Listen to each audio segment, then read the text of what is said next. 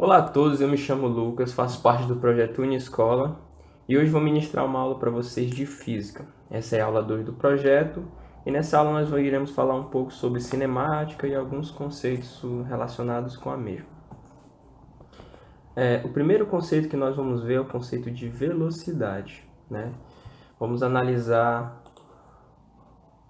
definir o que é o conceito de velocidade, o movimento uniforme, as unidades de velocidade e a definição de metro. Afinal, o que é velocidade? Velocidade é um termo que nós utilizamos muito no dia a dia, acredito que todo mundo já ouviu falar.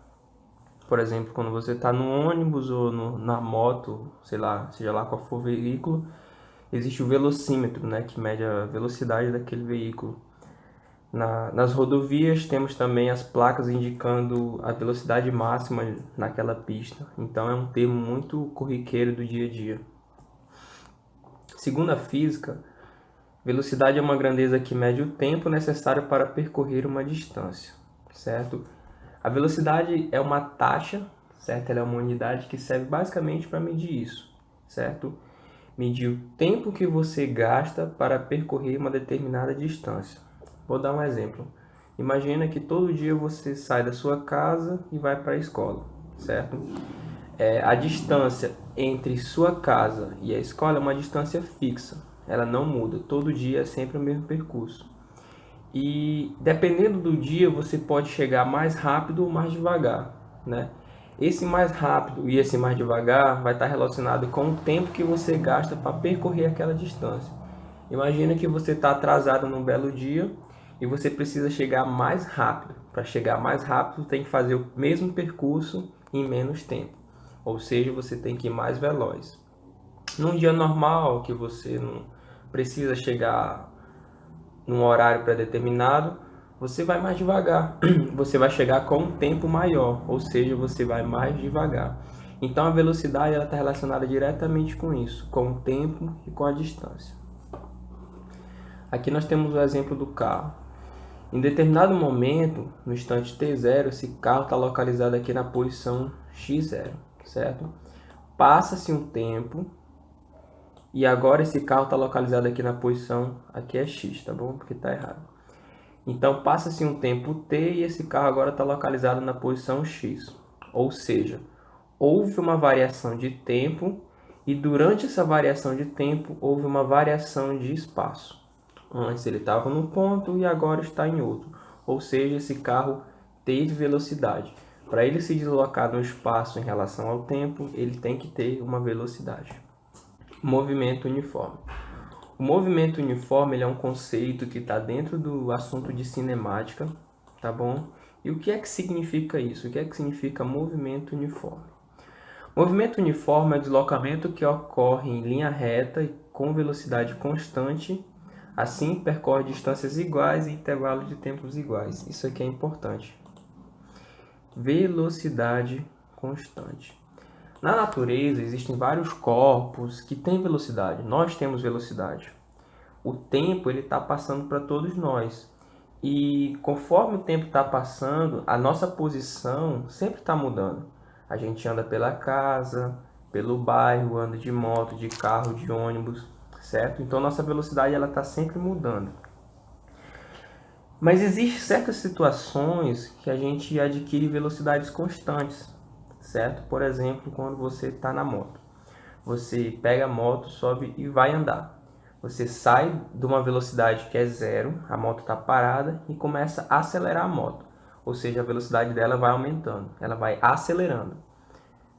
10 km, 20 km por hora, 60 km por hora, até que você chega numa velocidade que você não muda mais. Segura lá o acelerador, por exemplo, 80 km por hora. Quando você adquire essa velocidade de 80 km por hora, você alcança uma velocidade constante.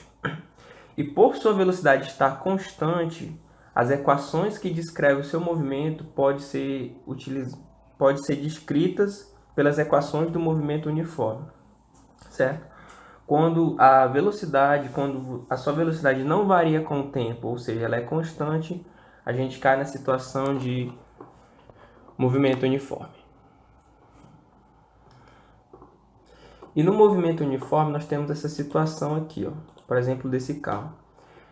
Nesse carro, nos três exemplos, nos três pontos de tempo, ele sempre está com a mesma velocidade, 20 metros por segundo, 20 metros por segundo e 20 metros por segundo. Ou seja, a velocidade dele não varia, é uma velocidade constante. E esse carro ele está andando, certo? Está passando o tempo aqui, ó, 20, 40, 60 segundos. E segundo o movimento uniforme fala o seguinte, que em instantes de tempos iguais, esse carro vai percorrer espaços iguais. Ou seja, por exemplo, de 0 até 20 segundos, são 20 segundos de diferença. Como a velocidade dele é 20, ou seja, ele percorreu uma distância s. Nesse segundo caso, a velocidade dele ainda é 20 metros por segundo. E ele percorreu 20 segundos de tempo, ou seja, de 20 até 40 também são 20. Como a velocidade dele não mudou para o primeiro caso e ele ainda percorreu 20 segundos, significa que ele percorreu espaço de tempo igual, no caso aqui um espaço S. E nessa terceira situação também. Ok? Percorreu uma distância S, 20 metros por segundo. Unidade de velocidade. Existem vários tipos, nesse vídeo, por exemplo, eu já falei de quilômetros por hora. Quando a gente fala de veículo, quando nós estamos em veículos, carro, moto, ônibus, nós tratamos muito dessa velocidade de quilômetros por hora. Mas basicamente o que você precisa saber é que a unidade de velocidade na parte de cima é uma unidade de espaço e na parte de baixo é uma unidade de tempo. Nesse caso, quilômetro, unidade de espaço, hora, unidade de tempo. E existem outras. Tem o metros por segundo, centímetros por minuto, centímetros por ano. Esse centímetro por ano é uma velocidade utilizada, por exemplo, para medir o deslocamento das placas tectônicas. Ela se move muito pouco. Temos o RPM, que é uma rotações por minuto, e rádios por segundo, que é uma velocidade angular que vai ser vista numa próxima aula. Mas basicamente existem mais outros tipos, mas como eu falei, o que você precisa saber é basicamente isso. Na parte de cima nós temos uma unidade de espaço e na parte de baixo nós temos uma unidade de tempo, metros por segundo. Definição atual de metro. O metro, M, é a unidade de medida de comprimento do Sistema Internacional de Unidades. É definido como o comprimento do trajeto percorrido pela luz no vácuo durante o intervalo de tempo de 1, uma fração, 1 sobre 299.792.458 segundos. Certo? O metro, aqui nós temos um exemplo da escala métrica, Bem no centro existe o metro como referência, tá? À direita do metro nós temos as frações dele, no caso decímetro, centímetro, milímetro. E à esquerda nós temos os múltiplos do metro, decâmetro, hectômetro, quilômetro. Tá? Para você converter um número que está, fazendo, você tem um número aqui em metro, quer converter para centímetros, você deve multiplicar esse número. Tá? Toda vez que você caminha na direita da escala, você multiplica por 10. Toda vez que você caminha na esquerda, você divide por 1000, por 100. Tá bom? Movimento com trajetória orientada, certo? Nessa sessão agora nós vamos ver outros conceitos dentro da cinemática, tá bom? Que também são tão importantes quanto a velocidade. E esses conceitos são trajetória, movimento. E esses conceitos são trajetória, movimento progressivo e retrógrado e velocidade escalar média. Trajetória. O que é a trajetória? A trajetória pode ser definida como o conjunto de posições sucessivas ocupadas por um móvel no decorrer do tempo. Tá bom. Para entender esse conceito, nós temos que pensar da seguinte forma. Imagine que um corpo, certo? Esse corpo ele tem uma velocidade, logo ele tem um movimento inerente e o tempo está passando. Com o passar do tempo, esse corpo vai ocupar uma série de posições, certo? Essa série de posições que o corpo ele ocupa ao longo do tempo é chamado de trajetória. É a trajetória descrita por ele. Como quando você vai da sua casa ao supermercado, por exemplo. O tempo está passando, certo? E para você se movimentar, você tem uma velocidade associada ao seu movimento. Ou seja, se eu tenho velocidade e o tempo está passando, então eu vou descrever uma trajetória, certo? Eu vou percorrer um espaço e esse espaço que você percorre é a trajetória, certo? E uma trajetória ela tem um referencial, ela tem um começo e um fim. Quando você vai do começo, vamos chamar o começo de zero, para o fim você está indo no sentido positivo da trajetória. Quando você volta, você está indo no sentido negativo. Aqui nós temos um exemplo interessante, né, de uma bola e descreve bem o que é trajetória, certo? Essa bolinha está localizada aqui numa posição S2, por exemplo, no instante T2, e num determinado momento essa bola agora está na posição T2, né, e ela percorreu um espaço. Ela foi daqui para cá, ela variou no espaço. Se eu pegar todas as posições dessa bola no tempo, né? Vocês concordam comigo que para essa bola e dessa posição até essa posição, ela teve que passar por todas essas posições antes, certo? Esse caminho que é feito por todas as posições da bola em função do tempo é chamado de trajetória. Digamos que a bola começou aqui no instante zero e foi acabar bem aqui, perto do final da trajetória. Então, todos esses instantes que a bolinha, todas essas posições ocupadas pela bola em função do tempo, descrevem a trajetória da bolinha, tá bom? Movimento progressivo. O movimento progressivo está relacionado com a velocidade, certo?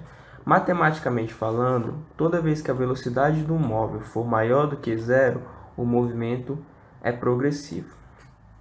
E toda vez que a velocidade for menor que zero, o movimento é retrógrado. Mas como é que a velocidade pode ser positiva? O tempo ele sempre vai para frente, né? Na maioria dos casos, só se em casos isolados, mas na maioria dos casos a gente pode considerar o tempo positivo, porque ele sempre avança. Já a trajetória não. Mais para frente nós vamos ver a fórmula que mede a velocidade. E a fórmula que mede a velocidade depende tanto do espaço quanto do tempo. O tempo a gente pode considerar na maioria dos casos positivo. Já a trajetória pode ser tanto positiva como negativa. O que seria uma trajetória positiva? Aqui tem um exemplo de um móvel, certo? Ele sempre tem uma velocidade constante, logo é movimento uniforme. E com o passar do tempo, esse móvel começa a andar numa rodovia. Ele está descrevendo uma trajetória. Se a gente analisar aqui as placas, vamos dizer que esse 0 km aqui é o nosso referencial. Se a gente analisar as placas, nós podemos ver que ele está crescendo na trajetória. 2, 4 km, 6 km. Logo, ele está avançando. E por ele avançar na trajetória, a trajetória dele é positiva. Quando a gente fizer o cálculo da velocidade, nós vamos descobrir que a velocidade desse corpo é positiva, é maior do que zero, logo o movimento é progressivo. No movimento retrógrado, isso é ao contrário. Se a gente analisar aqui a trajetória do corpo, nós vemos que ele está voltando na trajetória. Está vindo em 6, 4, 2, 0. Ele está indo no caminho contrário da trajetória, ou seja, ele está indo no sentido negativo. Por ele ir no sentido negativo, a velocidade dele vai ser menor do que zero, como está mostrado aqui, ó, menos 30, menos 30, menos 30. E como a velocidade dele é menor que zero, o movimento dele é um movimento retrógrado. Velocidade escalar média. Agora vamos entrar um pouco na matemática da física, tá bom? Velocidade escalar média é a relação entre deslocamento escalar e o correspondente intervalo de tempo t. Sem mais delongas, eu apresento para vocês a fórmula da velocidade escalar média, certo? Como é que eu calculo velocidade média na prática? A fórmula ela é dada por uma razão é uma divisão. Na parte de cima, nós temos uma variação de espaço, que nós chamamos de ΔS, e na parte de baixo nós temos uma variação de tempo. Vocês lembram que quando eu falei na questão das unidades de medida, eu sempre disse que na parte de cima nós temos uma unidade de medida de distância, espaço, quilômetros, e na parte de baixo nós temos uma unidade de tempo, no caso hora, por exemplo, quilômetro por hora. Essa unidade nasce da fórmula, né? Em cima nós temos uma unidade de espaço, embaixo nós temos uma unidade de tempo. Esse delta indica variação, ou seja, eu vou pegar uma grandeza final menos uma inicial.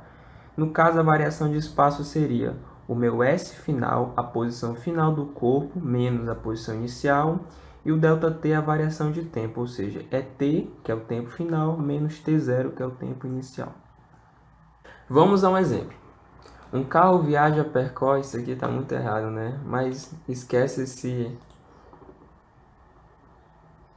esse viagem aqui, tá bom? Vamos ao ponto. Um carro percorre uma distância de 500 km, certo? Em 5 horas de tempo. Calcule a velocidade média do veículo, certo? A questão bem direta, né? Ele está pedindo para calcular a velocidade média do veículo e dar os dados. Quais são os dados? 500 km é uma unidade de espaço, certo? E horas, que é uma unidade de tempo. Pelo enunciado, nós sabemos que esse carro partiu de um determinado ponto, certo? E foi até um destino final. Pá. Esse percurso, todo esse percurso que ele percorreu, no caso, tem uma distância de 500 km. E ele fez todo esse tempo, todo esse trajeto de 500 km por hora em 5 horas de tempo. Ele está perguntando qual é a velocidade média durante esse percurso. Beleza, vamos calcular.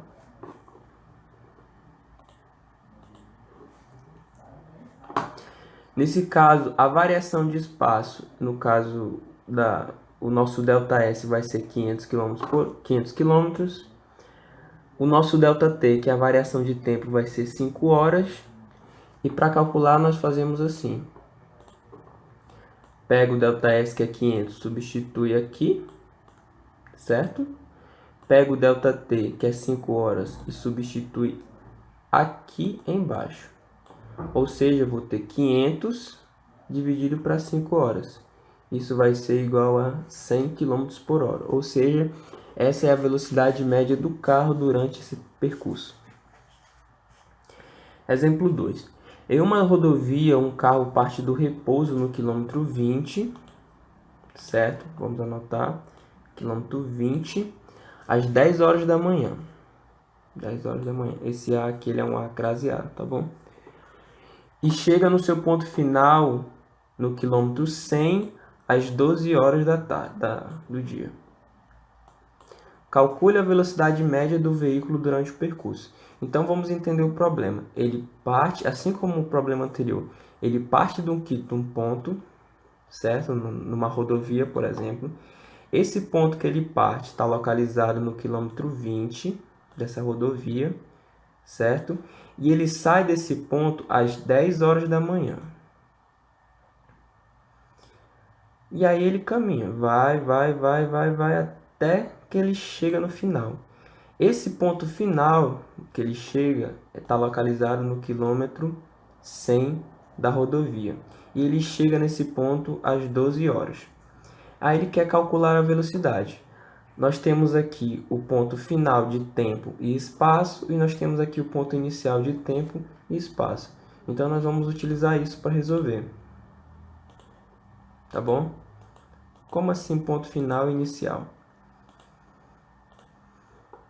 O nosso ΔS que nós queremos calcular, porque a gente precisa do ΔS para calcular a velocidade, vai ser o seguinte, vai ser S menos S0. S, nesse caso, vai ser 100 km. Por que 100 km? Porque é o meu espaço final, foi aonde ele chegou. Menos S0. S0 vai ser 20. Por que 20? Porque foi da onde ele saiu, é o ponto inicial. Ou seja, o ΔS vai ser 100 menos 20, que vai dar 80 km. Essa é a variação de espaço percorrido por o veículo. E o tempo? O tempo também faz da mesma forma. Como assim? Ele saiu às 10 horas da manhã e chegou às 12, ou seja, 12 horas é o tempo final dele, no caso D. Menos T0. Quem é T0? 10, porque foi o horário que ele saiu, é o tempo inicial.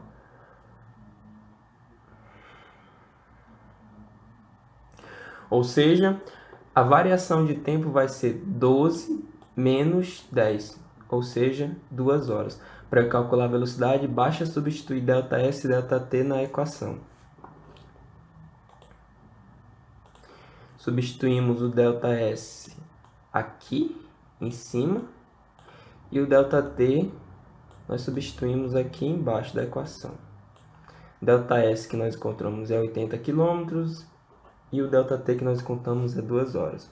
Ou seja, a velocidade média do veículo foi no caso de 40 km por hora. Tá bom? Equação horária do movimento uniforme. A equação horária do movimento uniforme é uma equação que descreve a posição do móvel em função do tempo, certo? Ela é uma equação do primeiro grau. Eu vou mostrar já para vocês o gráfico e a equação em si, tá bom?